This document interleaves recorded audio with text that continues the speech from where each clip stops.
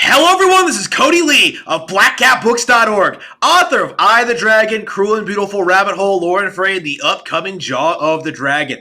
Ooh, it's the Year of the Spoon. The Year of the Spoon is coming to a close. Spoony, Noah Antwiler, has ended out his glorious return in the most embarrassing way possible.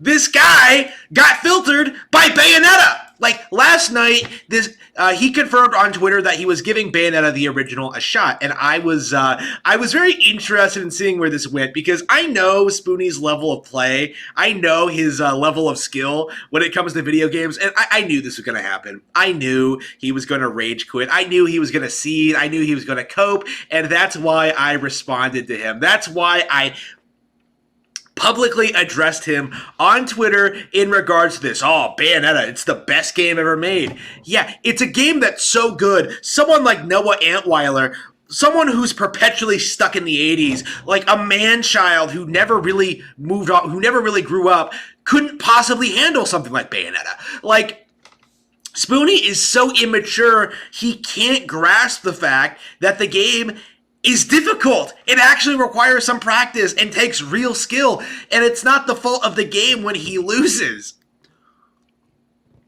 So what happened, apparently? Well, Spoony updated us. He gave us an update that, I've rage quit the game. It's too hard. I can't do it. Like, he didn't put it that way. What he said was that, like, the game is cheap.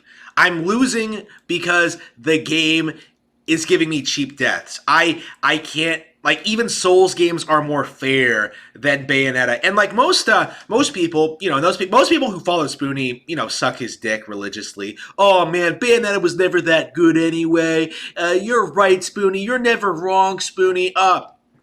Like, I, however, kind of immediately called him out on his shit, telling him, no, you're just bad at the game. And of course, like, I've done some, like, a little bit of, like, quantum analysis into the situation. I know that he played on normal. So first of all, he could have just turned down the difficulty. If he was so, like, adamant about, like, the game being, like, too hard or whatever, if he was such a big casual, just turn the difficulty down.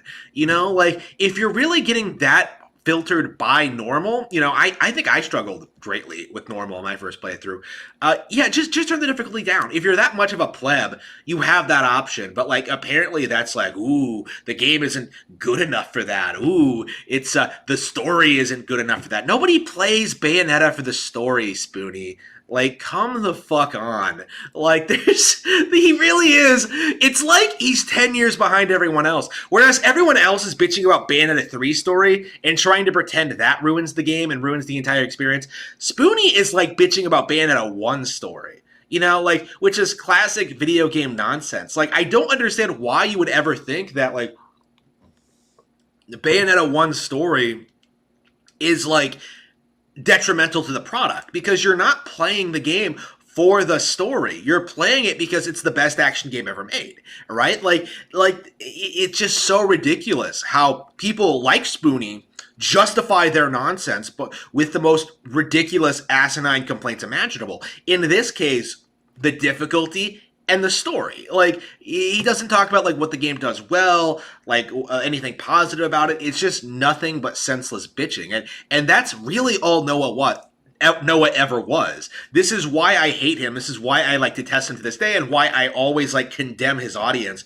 for perpetually, like, wanting him to make a comeback. Like, Spoony was never here to begin with. Spoony is not a real person, right? Spoony presented himself as this, like, really hardcore, dedicated, like, super nerd who knew a lot about, like, the culture and, like, all of these products and, like, had, like, this deep understanding of what made them great. But that's not actually true. Now, is it? Like, whenever he goes out of his comfort zone, whenever he does something like this, like, he's exposed for what he really is, like a man-child who never grew up, right? Like, a lot of people, like, accuse him of being, like, never growing out of his college phase.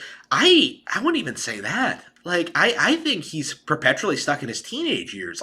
It feels like he's never left high school. And, like, the way he conducts himself and the way he just like condemns all these products really for no reason. Of course, like, I have a long history of talking about like his bizarre history with Nintendo products and stuff like that. Like I again, like one of the I think Spoony in a lot of ways is kind of the person who codified what makes a Pretendo to me, right? Seeing this guy who hasn't played or touched a Nintendo game in like since like 91. I'm not even joking. Like A Link to the Past was his last Zelda game. Like seeing someone religiously attack Nintendo for 30 years because of some perceived notion that they've like gone downhill or that they become irrelevant or like stopped appealing to their core fans. Like that angers me considering like, I'm much more dedicated, much more hardcore than the people who are, criticizing Nintendo in this fashion.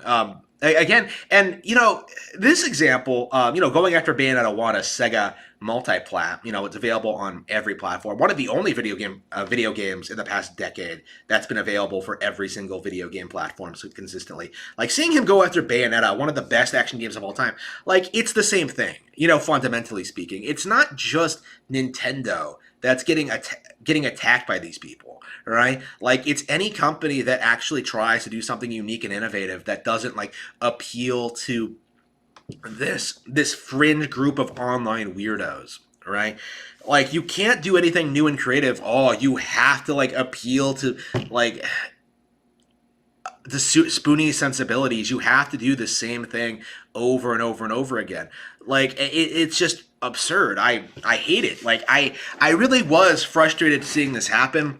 I was frustrated by the response to it. I think the vast majority of people who still follow Spoony are like damage controlling him and things like that, trying to justify his actions. Don't fall for it. Like don't think that like Spoony is in the right here. Don't think that there's anything actually wrong with the original Bayonetta. Don't think that like he's in any way justified. This guy is completely full of shit about everything he talks about.